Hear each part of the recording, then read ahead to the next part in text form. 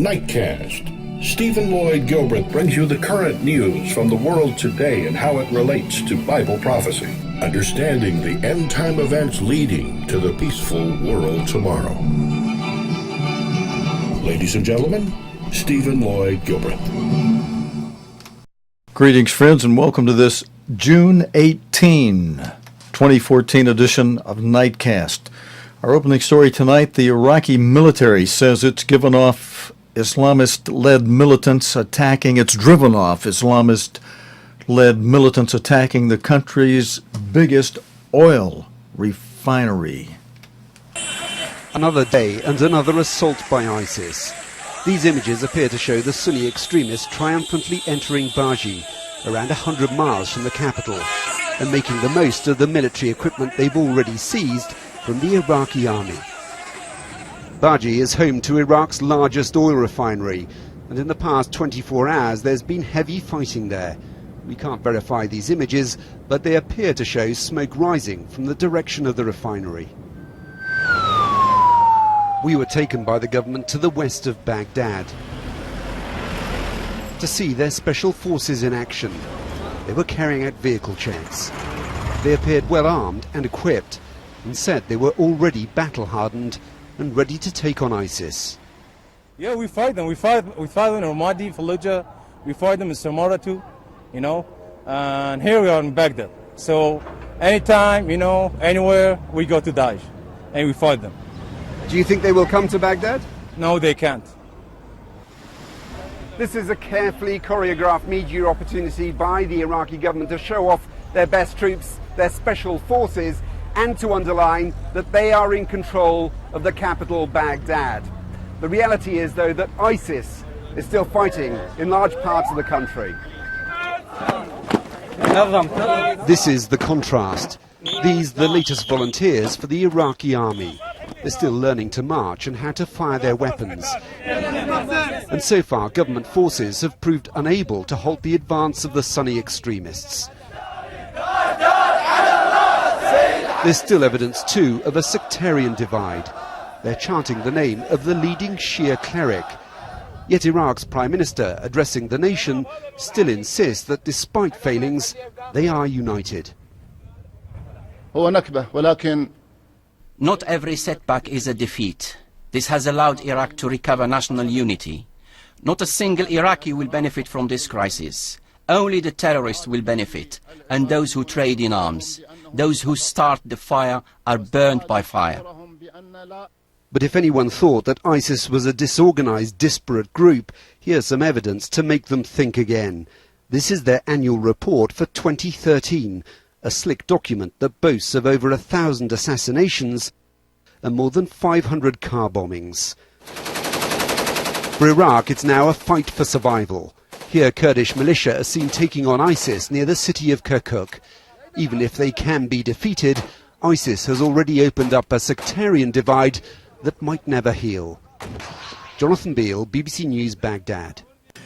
Friends, I have two more videos related to this. The one after this next one will show you the Iraqi government makes a request of the United States government. You'll see the United States government talking about that in that video. But first I want to show you this one where a representative of the highest Shia authority in Iraq, the Grand Ayatollah al-Sistani, has called for a national stance against the militant group ISIS.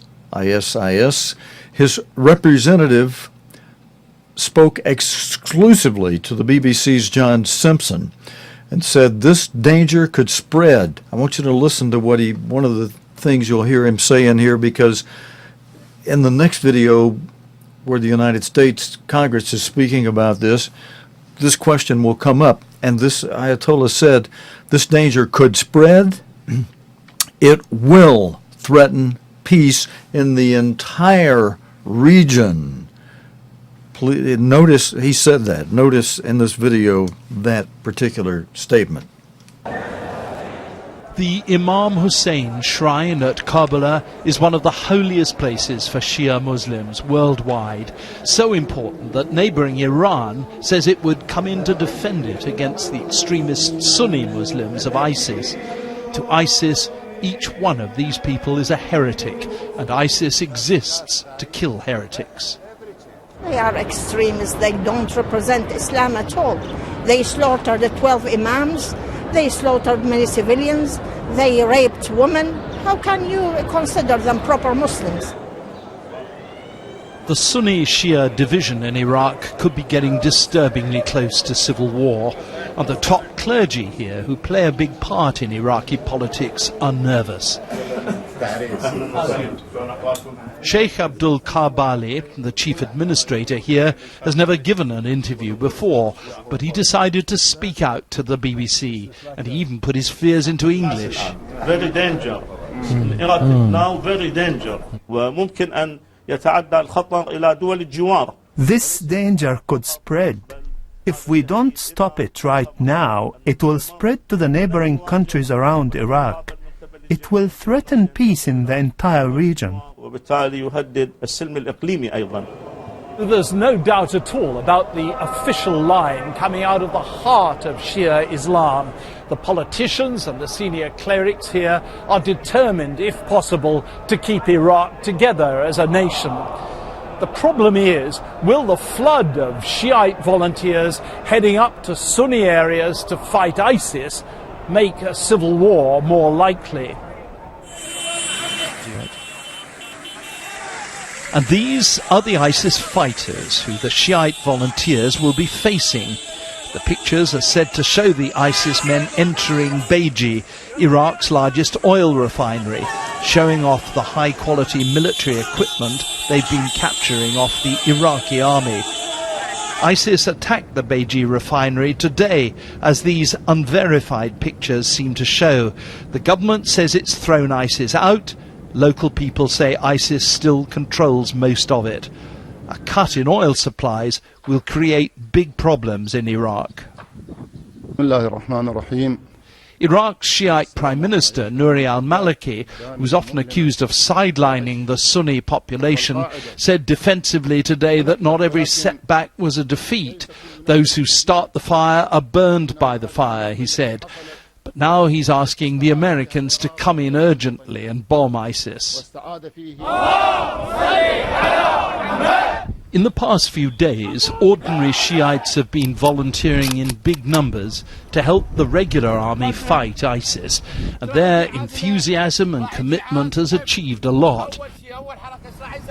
In Karbala, I met a couple of brothers, Murtada and Munsa, who've volunteered and are waiting to be sent to fight. Munsa says that even if his children are raised as orphans, they'll be proud of him. Would you like to see Iran send troops in? No, we don't need Iran or any other country, says Murtada. We don't want to rely on strangers. Everyone here seems nervous now. Unless the enthusiasm of ordinary Shia volunteers, combined perhaps with American bombing, can stop ISIS in its tracks, this could turn into an all-out Sunni-Shia war. Iraq would fall apart and the whole region would be in trouble. John Simpson, BBC News, Karbala. Thank you, John Simpson. Iraq, friends, has formally called on the United States to launch airstrikes against jihadist militants who have seized several key cities. We have a request from the Iraqi government for air power. You'll hear this confirmation from top U.S. military commander General Martin Dempsey. Here's one of the senators he was speaking to. He told a Senate panel that it was in America's national interest to counter ISIS wherever we find them. Is it possible, General Dempsey, to stop ISIS without U.S. air power? ISIL, ISIS, Daesh, whatever we call them, are... The people that Al-Qaeda kicked out. Or who broke contact because they're more radical than Al-Qaeda. Yeah, these people. Right. I suspect... Well, first of all, we have a request from the Iraqi government for air power. You do? We do.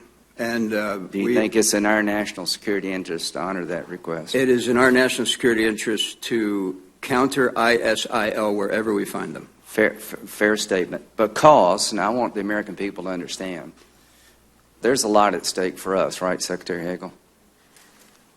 There's a lot at stake for us, the region, consequences. And the world at large. If Iraq falls and Iran dominates the South and this group, ISIS, owns the Sunni territory all the way from Aleppo to Baghdad, Kurdistan breaks away, that would create economic chaos in the region, which would affect us here at home. Is that a fair outcome?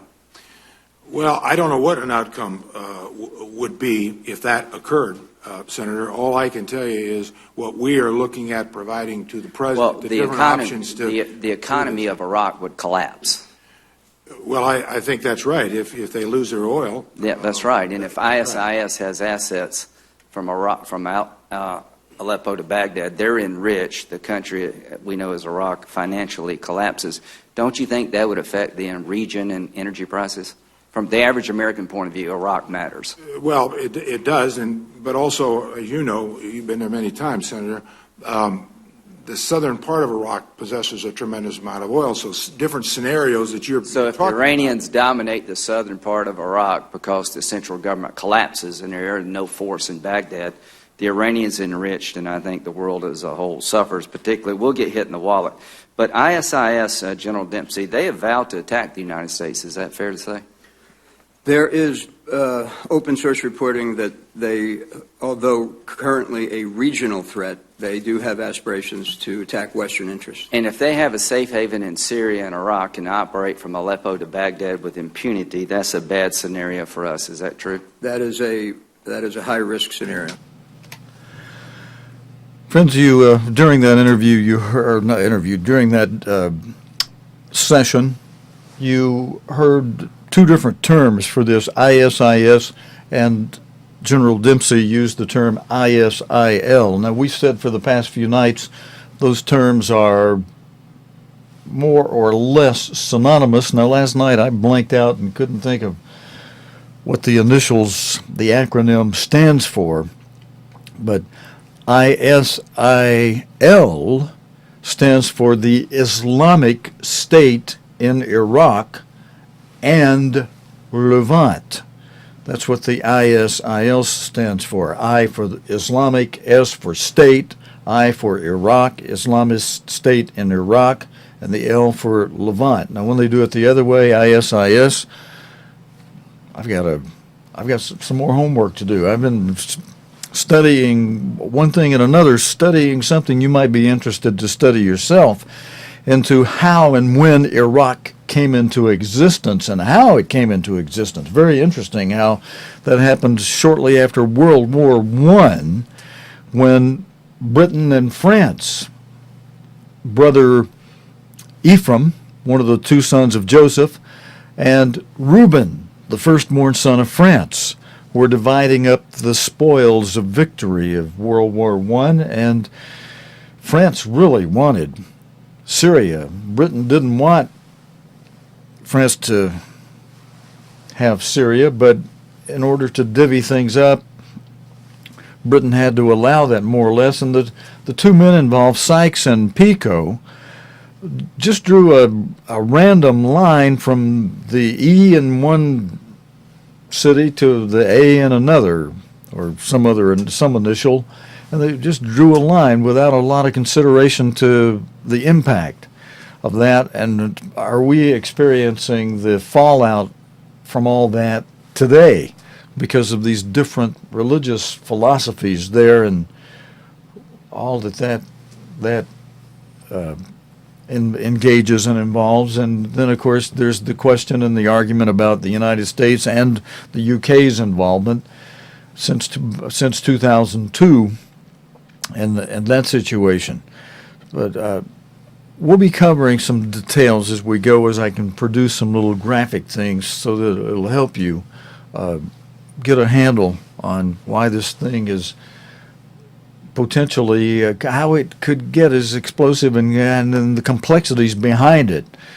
But there's a reason why the United States is not really saying just, we could have gone in and helped them out, boom, boom, boom, especially with the way we were involved in the past, but there's a different administration in office now, and that administration reflects the condition of the country, which, in a way you could say is summed up in a verse we've been reading several times in the past several nights, and during the past few weeks we've gone back to this verse a number of times from one of the blessings and cursings chapters, which are Leviticus 26 and Deuteronomy 28, and I've kind of honed in on verse 19 in Leviticus 26, where it summarizes the effect of the curses. When a nation doesn't obey God, and its individuals don't obey God, a lot of things happen according to what God says here. He says, if you obey me, I'll make you the head, not the tail. I'll make you the lender, not the borrower.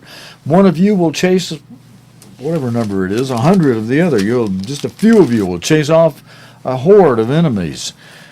And other such things. Your agriculture will be blessed, and you'll be blessed in the cities. I'll provide protection from natural disasters. But on the other hand, when you disobey me, just the opposite, you are cursed. I'll let the cursings happen to you. You'll become the tail, not the head. You'll become the borrower, not the lender. A borrower where you keep having to raise and argue over your debt ceiling. So we got to keep raising it. You've got to borrow more.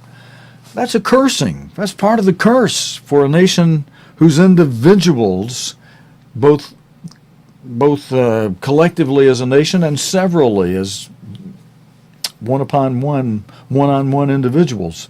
When you're not obeying God, it's a curse to you. And it's for the nation, it's summarized in verse 19 where he says, and I'll break the pride of your power, and I'll make your ground as heavy as iron and your earth as brass. I'll make your heaven as iron and the earth as brass. You won't get any rain. Your earth will dry up and won't grow your crops and have vegetation and cattle. And we're in the worst drought since 1956 in this country, friends. Are we not seeing, hey, we're under a curse? And why? We're not obeying God's laws. And this next story in the news, from today's news, is part and parcel of it. It will reflect, it will show one of the ways in which this nation is grossly disobeying the laws of love and decency and morality of our Creator. And that's, this country, the United States, leads the way worldwide in pornography. And especially, we gross people out with child sex abuse, which is now an epidemic, according to this story from today's news. And according to and in today's news, they're quoting the head of the global initiative to combat the problem. Police officers from around the world serve on the virtual global task force.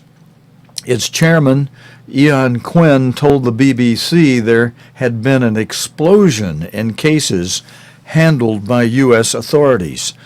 The U.S. alone has 61 Internet crimes against children units, each made up of state, local, and federal police officers and agents.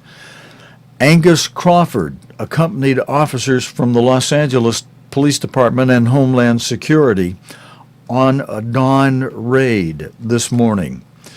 Part of Operation Predator, the team targets those suspected of viewing or distributing child pornography online.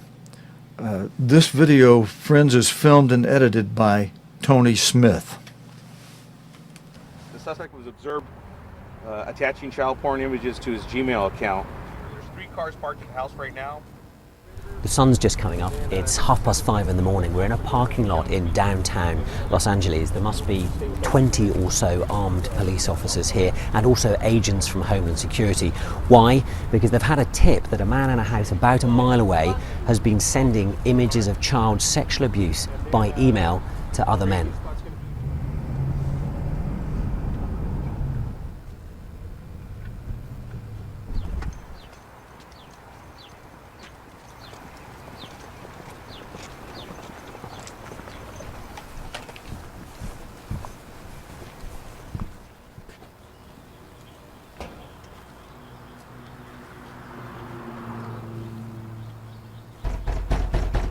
Los Angeles Police Department, we have a search warrant. 13250 Rutgers. We demand entry. Come to the door. Keep coming out. One more coming out.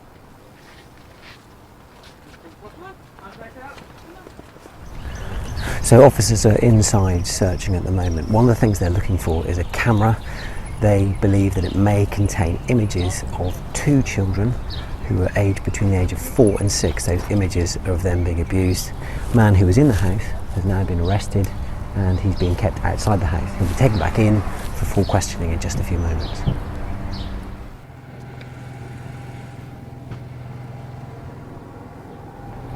This looks like just an ordinary RV, a recreational vehicle, but actually it's packed full of high-tech IT equipment designed and built by the Los Angeles Police Department. What officers have been doing is searching the address, taking out hard drives, computers, CDs, USBs, and they're now analysing them inside. They've already found a significant quantity of child abuse images.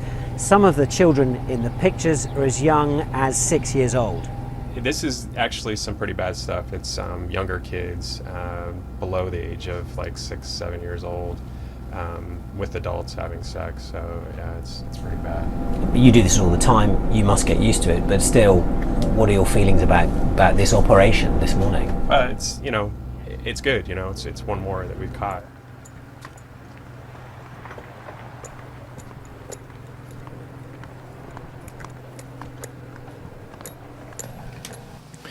Okay, friends, that's from today's news, and again, things like that, and not just things like this, the things that the government passes as law, where they make it legal for perverts to marry one another, perverts, man with man, woman with woman, and friends, God Himself calls that perversion.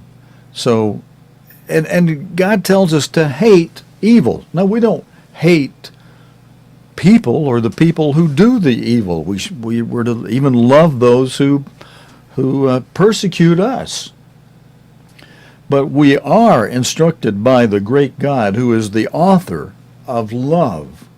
And His law is a law of love. It tells us how to love God. It tells us, the 10 Commandments tell us how to love God.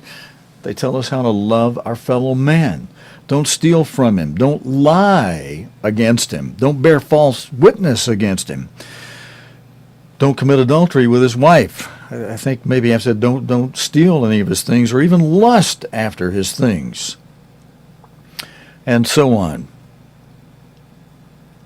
But certainly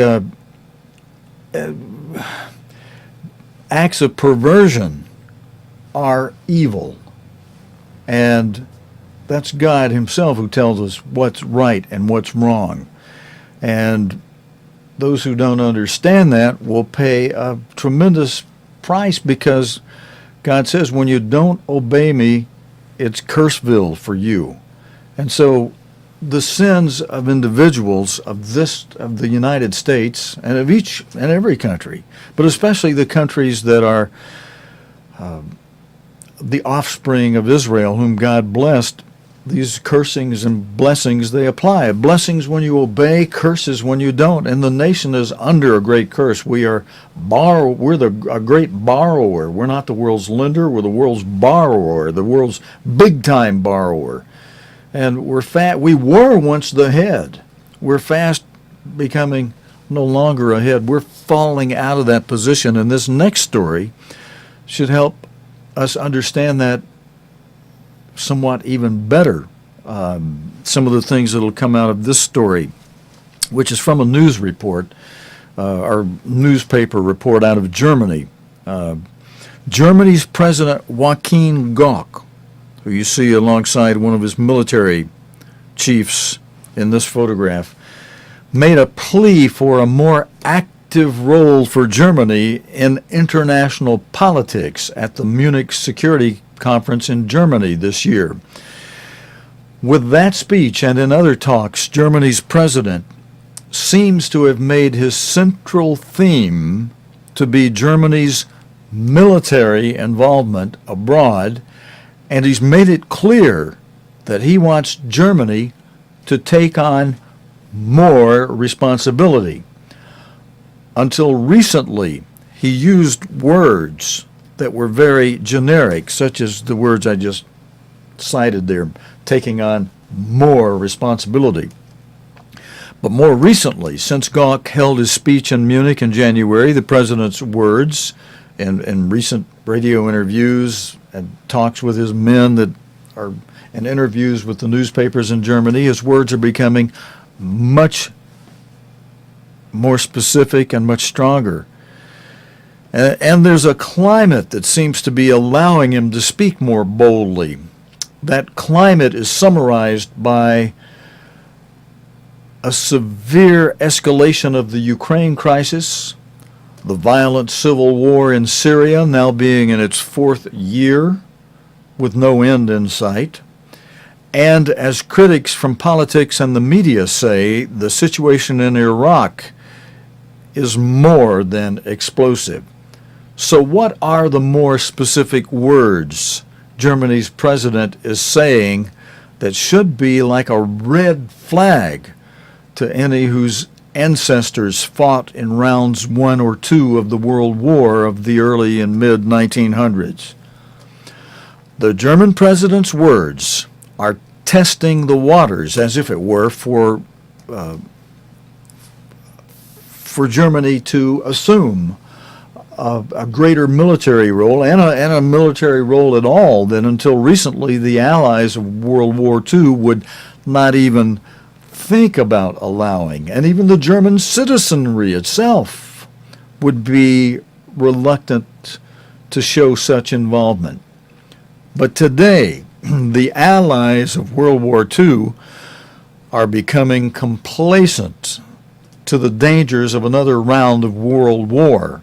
The United States is currently redefining its global role, despite all uncertainties and potential course adjustments along the way. The Western military alliance, NATO, sees itself in crisis because of the demands it faces resulting from the conflict in the Ukraine. In parts of the Arab world, the quest for identity has turned into sectarian wars. And Europe is again searching for its soul, as the recent elections showed. Whether the Germans like it or not, friends, they're playing a crucial role. Now, I'm quoting from this article now. I'll tell you the name of the article in a moment. It puts it like this: whether Germans like it or not, it's kind of a soft-pedaled way of fluffing this across. They're playing a crucial role in many of these conflicts, as proven by the never-ending list of guests from the international political sphere who flock to Berlin. They come because Germany is important internationally. Now, President Gauck is still giving the same message, but this time around Gauck is using new words, stronger words. Back in January in Munich, as I mentioned earlier, he spoke for a long time, carefully choosing his words. In a recent radio interview, he spoke out with a boldness that mindful allies of World War II should want to stop.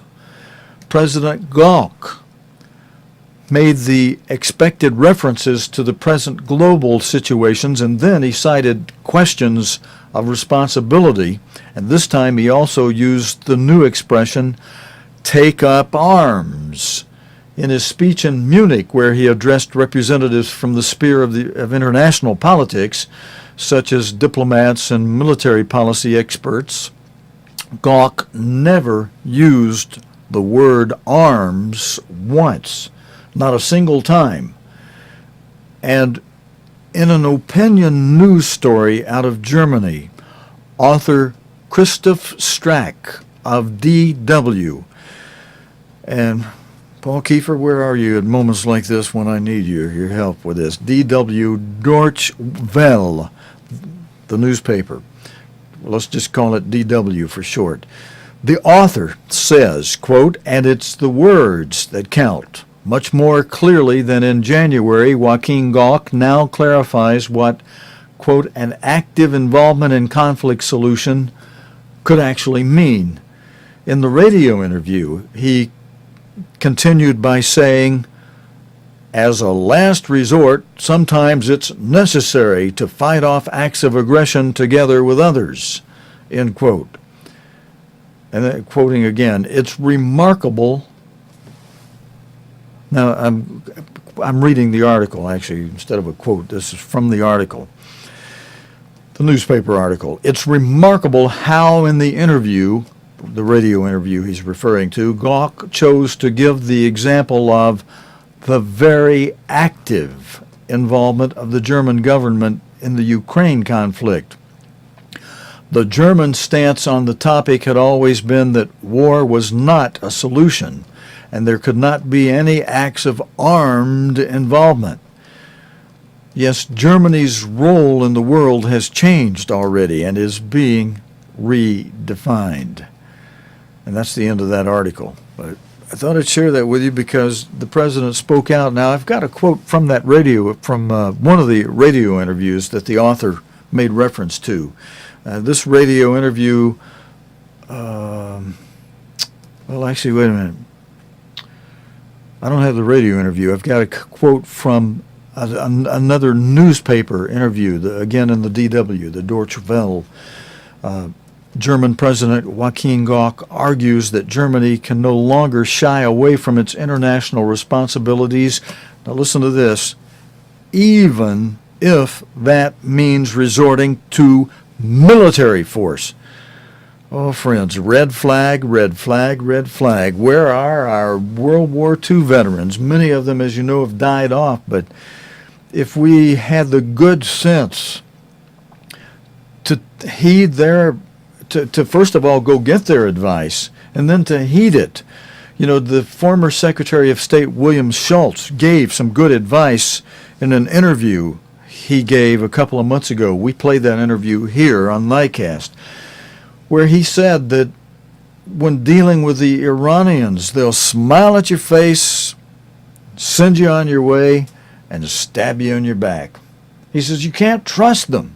And then I played you interviews from in the Arabian language, but with English subtitles, of former advisors to the leaders of Iraq, to the president of Iraq, saying how they just deceived the United States in the recent months regarding the Iranian nuclear situation.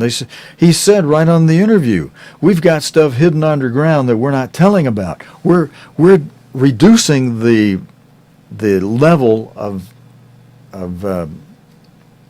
nuclear power in what we've reported to the United States and to Europe, but we're only reducing in what we've reported, the stuff we got underground that's even of higher level than what we've reported we have. Well, we're continuing to work on that. He said that right in the interview. I played that. And then, hello, United States, NSA, where are you? Why don't you give that one to the president? But the president naively wants to believe that he can deal with these people. Either he believes it or he's just letting them get away with something. Perhaps it's, let's give him the benefit of the doubt, and perhaps it's much more naivete than anything else. You know, the son of King Solomon from ancient Israel, I'm referring to Rehoboam, when he went into office, he asked his senior advisors what he should do. First of all, before he asked for the advice, 10 of the tribes of Israel came to King Rehoboam and said, "O King Rehoboam, if you will reduce the heavy taxes that your father put on us, we'll continue our loyalty to the throne on which you sit." Well, he said, come back in a few days, and in the meantime, King Rehoboam consulted with the senior council and advisors who had advised his father, King Solomon.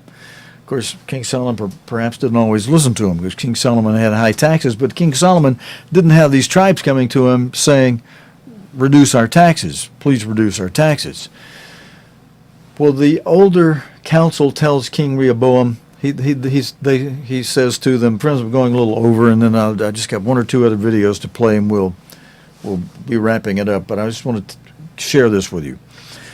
The elder council to King Rehoboam said, hey, lower the taxes, and you'll have these guys in your hip pocket. You know, you'll have the whole nation.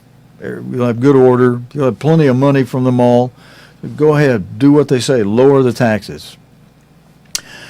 Well, King Rehoboam decides to get a multitude of counsel. Now, the Bible advises a multitude of good counsel. But the multitude of counsel that King Rehoboam sought out was from younger men whose counsel, as the results showed, was not good. They told him, no, King Rehoboam, double the taxes on them. Tell them you're going to be rougher on them than your father was on them. So, guess whose advice King Rehoboam, well, it's in the Bible recorded. Most of you know it. It's history now. King Rehoboam took the advice of the younger men. And what happened? The man who came before them, let's see, we're talking about Rehoboam came before, Jeroboam was made king by the 10 tribes, and he set up a kingdom in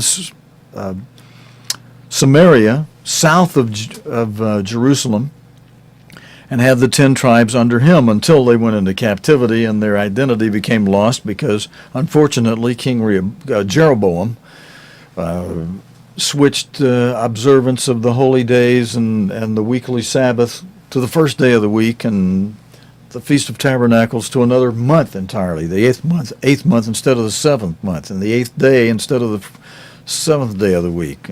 8th day, in other words, being the first day of the week. And that's where Baal worship really goes back to those days.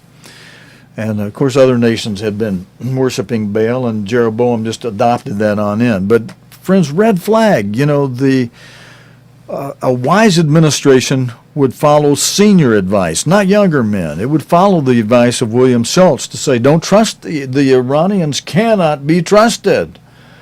And this whole situation over there is a mess. But friends, let me go on with just one or two other videos that we have. There's a little more from the story today, but I think we basically covered the main part of it that I wanted to cover, and that the German president is talking about military involvement, and the allies of World War II are sitting back letting him say these words, and after he says the words, look at there, they've already got a military, you know, which there should be thumbs on that. Really, I mean, the Allies should want to not allow this to happen again. But God himself says he will use Assyria, the modern-day Germans, to punish his people, modern-day Israel, the United States, the United Kingdom, for, and by the way, you heard in that video on pornography, how it's not just the U.S., if you friends in UK are pointing your finger at us in the United States, hold on a moment. You know, you're watching it. If you're not producing it, you're in there watching it and supporting it and being entertained by such perverse, abusive things that just should not happen. It's not love. It's not, especially to children. How sick.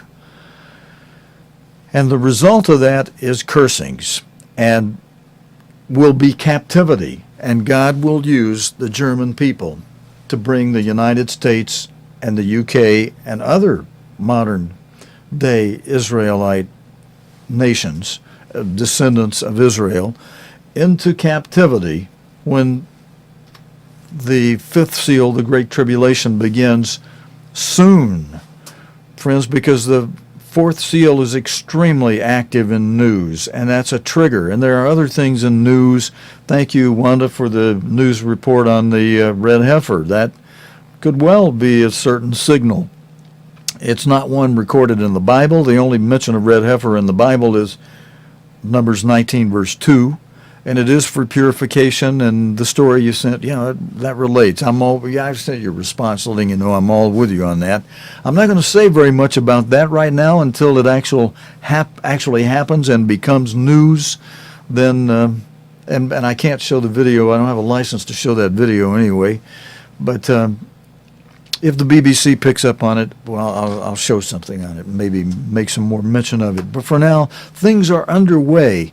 Friends, if it's not this year, it's going to be very soon that EU comes together into a full federation of a United States of Europe, and the events, any one of a number of today could trigger Ukraine, Iraq, any number of things could trigger Europe into coming together where it becomes 10 regions or nations or a combination of 5 and 5 that give their power to a 5 from the east, 5 from the west, whether it's states or regions, nations, whatever.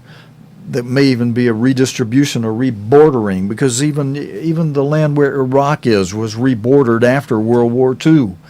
Badly rebordered, by the way, Reuben and Ephraim, as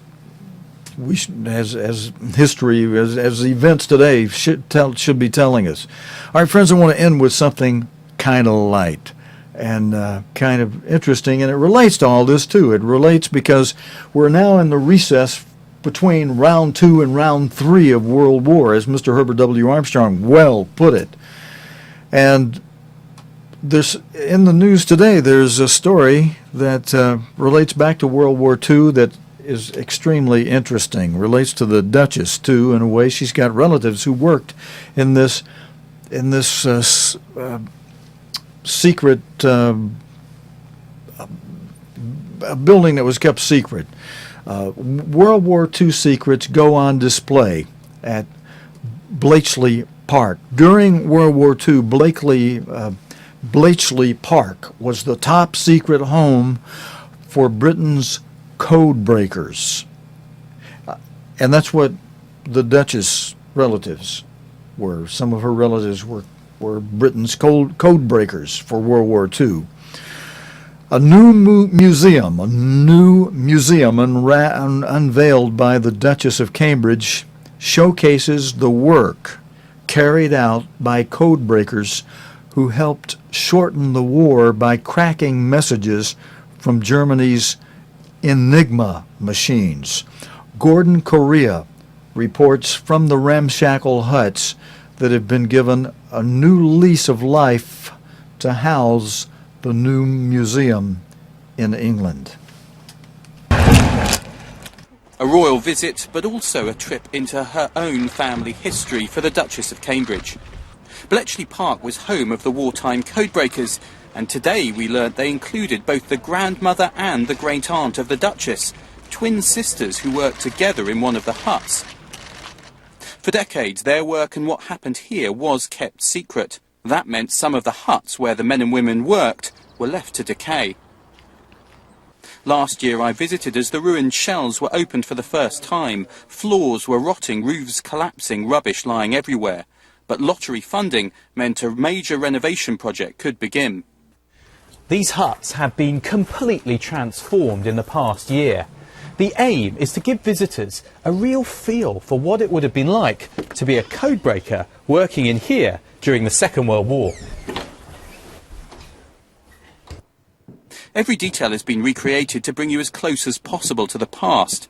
There is some new technology as well, though. Videos of actors explaining wartime work projected onto the walls. We've tried wherever possible to make it authentic, so period machinery, typewriters or telephones, period tables, and the soundscape in the background, giving you the activities going on, and the videos over there of people in period costumes. So we have veterans here a month ago on a preview, and many of them walked through here and said they'd been taken back to how it was when they were here. So I think that's the best sort of validation of what we've done that we could hope for. So as she opens the renovated buildings, the Duchess of Cambridge is today getting the chance to step into the past and learn what role her relatives played in one of Britain's most important and secret wartime triumphs.